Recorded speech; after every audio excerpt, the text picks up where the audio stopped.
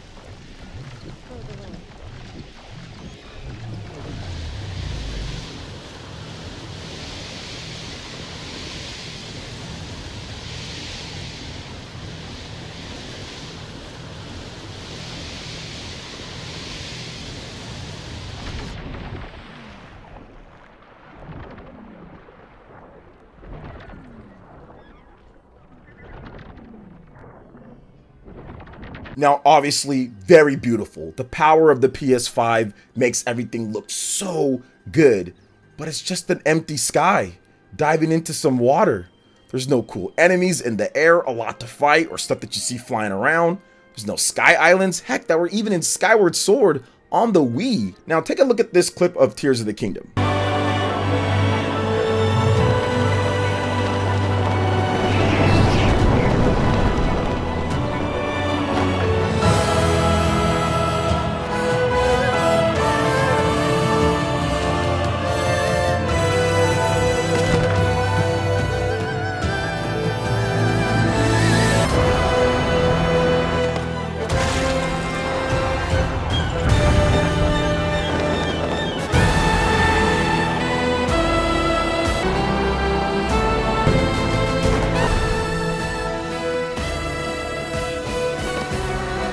Look at how much more dense and diverse everything looks. Sky islands, there's dragons, there's enemies, huge mountains and vistas, all on the power of the Nintendo Switch, which is nothing in comparison to the PlayStation 5. Now, looking at this, I can't help but feel underwhelmed when playing most of these other open world games, but especially open world games that aren't party based and have you running around by yourself most of the time. It just feels like they're not using that extra power to make cool gameplay in the open world. They're not using that extra power to say, okay, you can climb anywhere. Oh, you can do anything. Oh, we're gonna make even better or bigger mountains that you can scale. They're just making it say, okay, well, yeah, physics are cool and you can go underwater or you can maybe go here, or we're gonna have a huge map, but there isn't anything that's dynamically changing that same open world that we've been playing for decades now at this point. That started all the way back GTA or some of the first open world games that were ever made, or open-ended games, the original Legend of Zelda. Nothing's really evolved since then. It still seems like games that were coming out even on the PS2 and the GameCube and the Xbox did some cool things in the open world that haven't changed since then. And the only thing is, oh, well, we've got better graphics at this point.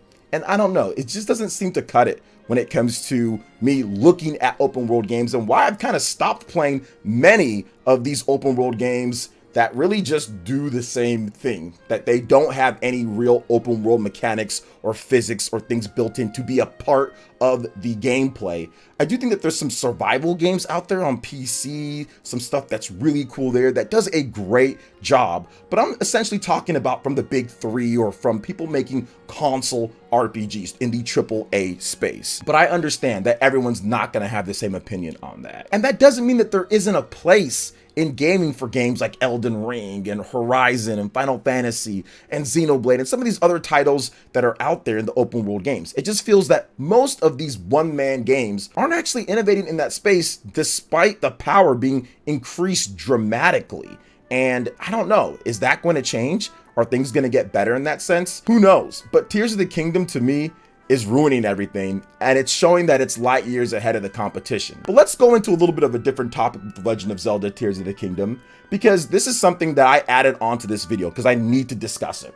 And that's these fake Legend of Zelda Tears of the Kingdom pictures that are going around that show that people are already playing the game on the Nintendo Switch.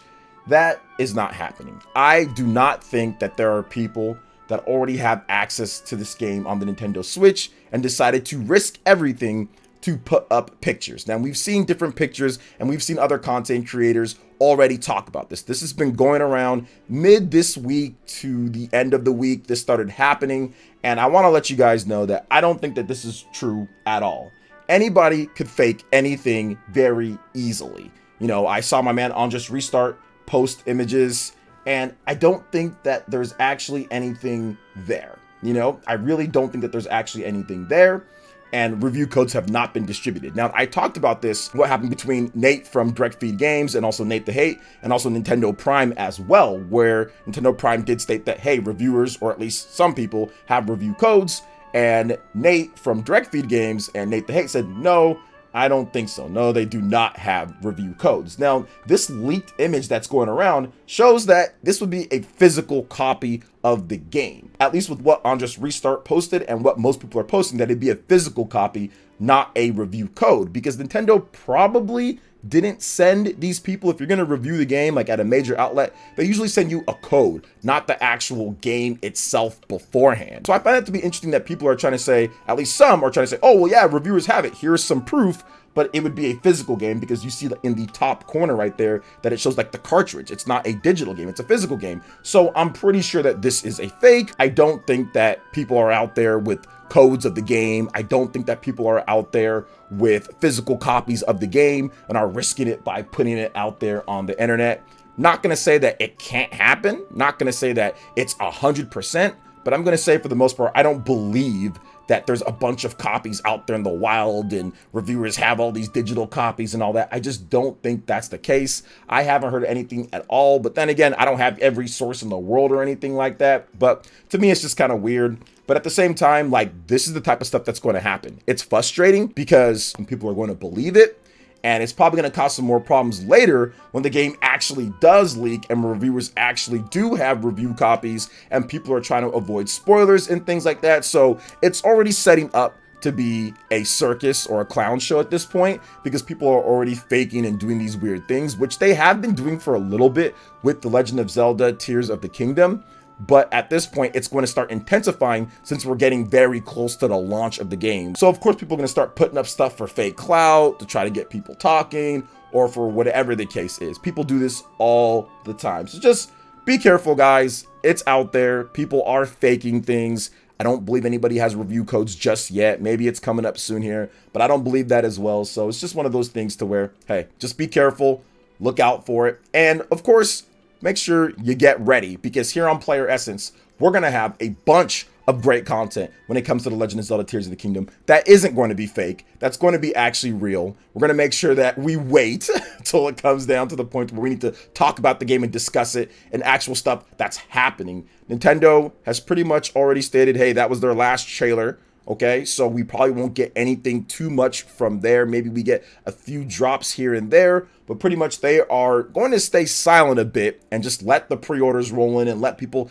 talk and speculate and make videos from this point on. So we will know when. I think that probably coming up soon, there will be a time when reviewers do get these codes and there might be some legitimate leaks, but I don't think it's right now at this point, and I don't think these pictures that are floating around the interwebs and all that are real. So that's my take on it. What do you guys think about all of this? Let me know when it comes to the open world games, and is The Legend of Zelda Tears of the Kingdom light years ahead of the competition? Do you feel that it ruined open world games for you or made them less enjoyable? I'd love to hear your thoughts in the comment section. Also, make sure you check out my previous videos on The Legend of Zelda Tears of the Kingdom. So make sure you check it out if you haven't seen some of the vids. Also subscribe, hit that like button, and we'll see you guys for the next video. Peace.